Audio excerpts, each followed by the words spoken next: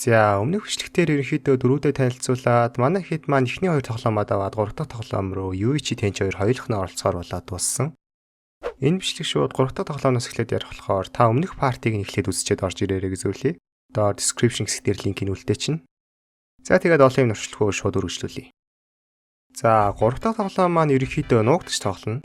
Энэ нэг амар том аймаг байгаа штэ. Тэрний айл нэг хүссэн газраа нуугтаад үлдсэн тэгээ нөгөө талынхаа нуугдагчийг хайна. Тэгээ төрүүлж остон ялна. Гэхдээ мэдээж тоглоом маань хид хідэн дүрмтэй л те. Мэдээж айлынхаа нь хүчрхийлэл үлдэж болохгүй. Нуугдсан хүн нэг газраасаа хөдөлж болохгүй. Өөрөөр хэлэх юм бол айлын хүн ойртоод ирэнгүү зүгтчих болохгүй гэсэн. Бас нэг гол дүрм нь айлч гişүү нөгөө тал нь зөвшөөрчих юм бол нэг удаа урууж болно. Урватыг ямар ашигтай юм бэ гэх юм бол тэр урвсан баг нь ялчих юм бол өөрийнх нь өмнөх хамаг өрн байхгүй болоод багийн хуучин гişүүдэд нь хуваагдаад очино. Өөрөөр хэлбэл ядчил өөрөө уснаас хуурай гарна гэсэн үг. Айлын баг нь 5 гişүүтэй манайх нь хоёулах нь болохоор ер нь л айлынхан манай тал руу урна гэж баг байхгүй. Манай хоёр л харин айлын хизээж урагчиж магадгүй нэлээд эвгүй нөхцөл байж идэл яаж жагаад өмнөх тоглоомоос ганцаар үлдсэний охины хүсэл багтаа авч олно гэж санал өгдөг. Tenchi маань энэ урууч шарах дүрм нь аюултай болохоор гадны үнийг багтаа оруулах хэрэггүй гэж зөвлөдөгч. Yuichi simp царайлаад охин юм бол ав явъя гэж шууд зөвшөөрөөд манай хоёр ингээд гуруулаа болж байгаа. За айлын 5 гишүүнийг танилцуулах юм бол эдгээр сагсан бөмбөгийн нэг ог аахгүй юу. Тэгээд ерөнхийдөө нэгний аягүй сайн мэддэг Hikotor болохоо нэлээд гинэн цайлган гэтээ жоохон түргэн ууртай. Ахлагч нь бол эдний багаас нуугдах хүн нь. Яагаад гэвэл хамгийн төвчээртэй, хамгийн ухаантай, бусдынхаа хүндлэлийг бүр тултал нь хүлээсэн жинхэнэ эр хүн гэж хэлж болно. Энэ Goshankus тарай ахлагчийнхаа ихэнх зааврыг нь бусад гишүүдэд дамжуулж өгдөг дэд ахлагч маягийн. За тэгээ нөгөө хоёр нь бол нэг чухал дүрш болохоор шууд хаялаа. За тэгээд хоёр багт нуугдах 2 цагийн хугацаа өгдөг бөгөөд Tenchi маань өөрийн саналаараа нуугдахаар болж Yuichi нөгөө охин хоёр хайхаар болно. Хамгийн том асуудал гэх юм бол Yuichi Tenchi хоёр 3 хоног хоол идээгүй. Тэгээд түнд хоол өхийн тул заавал ихсэн цэгээсээ очиж аваад зөөх ёстой мэлээ. Гэтэ тэгвэл айлын 5 хүний айл нэгийг дагаж явал манай үний нуугдсан байр шиг мэдчихэж штэ тэ. Харин айлын хайгчнаа дөрүүлээ болохоор манай хоёр араас нь бүгдийн зэрэг дагаж чадахгүй. Ийм учраас манай хоёр бол нэлээд суулталтай, нэлээд эвгүй нөхцөл орчиж байгаа.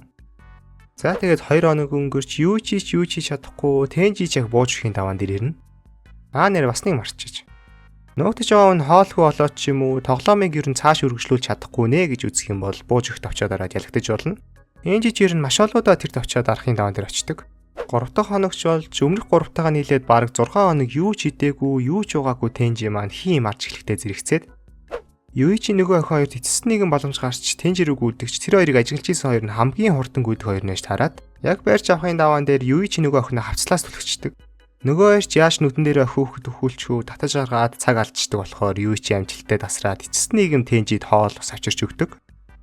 Нөгөө охин жамин аварсан Hikotor-гийн залууд нэлуураад Hikotor-ч хамгийн гинэн нь болохоор мэхэнт нь амархан ордог. Нэр энэ охин жирийн нэг оролцож шүшгөөд Tomodachi Game-ийн цаанаас нь явуулсан тагнуул ахгүй юу?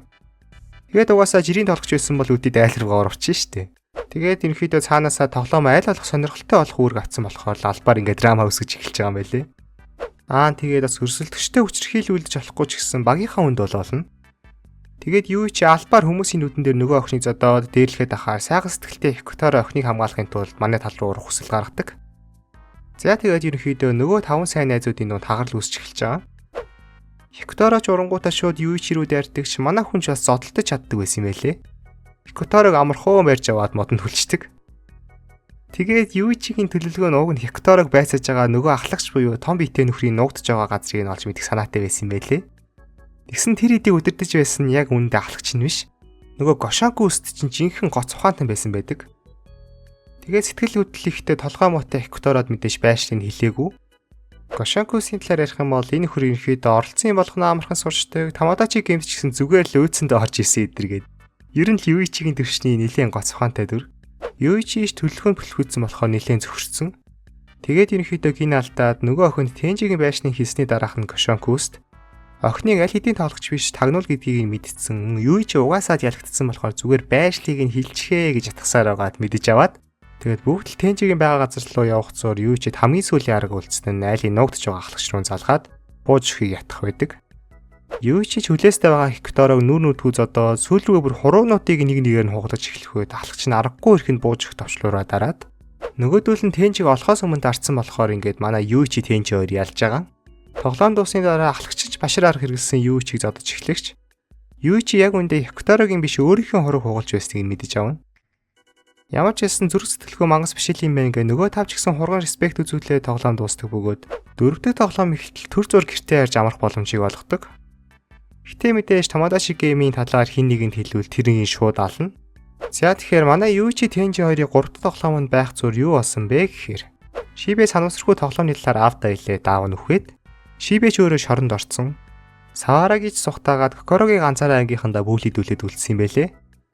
Учир нөгөө аялын 2 сая йенийг манай хит тууцсан гэж суу яриа айл хэдийн тархацсан. За тэгээд асуудлууд дуусахгүй ядчихад Кокорогийн хідэн нөхдүүд бас барьцаалаад Юичиг дуутан тэднээр дааж гнаад нилээн тэгэлж өгнө. Бас тэд нар өөрсдийгөө Тамадаши геймийнхэн гэж хэлсэн ч яг үнэндээ худлаа зүгээр л нэг хулиханууд байж тараад яг энэ үед жинхэнэ Тамадаши геймийн ажилчид ээж түр хэсэгчдийг бүгдийн гөвөөд боссыг аваа явдаг.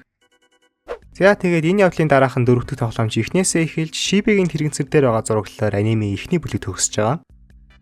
Дараагийн бүлэг хизээ гарах нь тодорхойгүй. Гэхдээ ямар ч хэлсэн манга нь бол энэс цаашаа нэлээд явцсан байгаа юм байлээ. За тэгээд энэ аниме хамгийн магтууштай зүйлүүд нь хэм бол плот твист нь бас чиж хөөрхөн хүчтэй орж ирдэг. Таамаглахад хэцүү. Жишээ нь тэр ах хин урагч вэ гэдэг дээр гинэт манай Юичитэй хоёулах наяараад би урагч байгаа гэж бодож ийн эдрийгээ сэвтэ мэрдэсэн Саварагич ээж болно. Илт тэнийг юм шиг дүрсгээд байгаа Шибэч сэжигтэй хитрхи гимгүү царайтай Кокорогийн ч бас байж болохоор ямар ч байсан шууд анх хараад Тенжиг урагшгээ таамаглачхааргүй. Тэгээд бусад аним үчигтэй Юичи гинэтний ганц амар төлөвлөгөө боловсруулаад ялчихгүй дунд нь хид хідэн бас ч гэж боломжийн төлөвлөгөө боловсруулаад тэд нар фейлдж байгаа эдэр нь анимыг таамаглахад хэцүү амттай болгож байгаа. Бас тоглоомнуудынхаа дүрм нь бол ер нь нэлээд логикийн алдаа багтай дүрмийг нь шууд илт абьюз хийж болох үе соорхоо эдэр байхгүй. Жишээ нь ингэчүүл яа тийм. Тэгэл ялчих юм биш үү гэсэн иймэрхүү алдаа багтай. Make sense-тэй. Гэтэ тоглоомнуудынхаа л дүрмэлхээс аниме бүхэлдээ логикийн алдаанууд мэрсэр байсан л та. Үндсэн концепт нь ч тэр тэгээ зарим дөрүүдийн зан ааш гаргаж байгаа шийдвэр мэдэр бол Гэтэ яг Юичи Тенжи эдрийг гаргаж байгаа шийдвэрүүд бол дайч үнэмшилтэй л байсан л та. Тэгээд яг өмнөх бишгний ихэнд хийсэнчлэн тимч сайн биш, тимч муу биш яг дайчгүй гэдэг үг л зохихоор ялангуяа над шиг ийм өхөл амьдралын тоглоомтой сэтгэл зүйн өрсөлдөөнтэй анимууд дуртай хүмүүс бол нэг үзэсгэд ер нь гимгүү. Өрөг цаг хугацаанд бол нэг харамсаад байхааргүй ворт.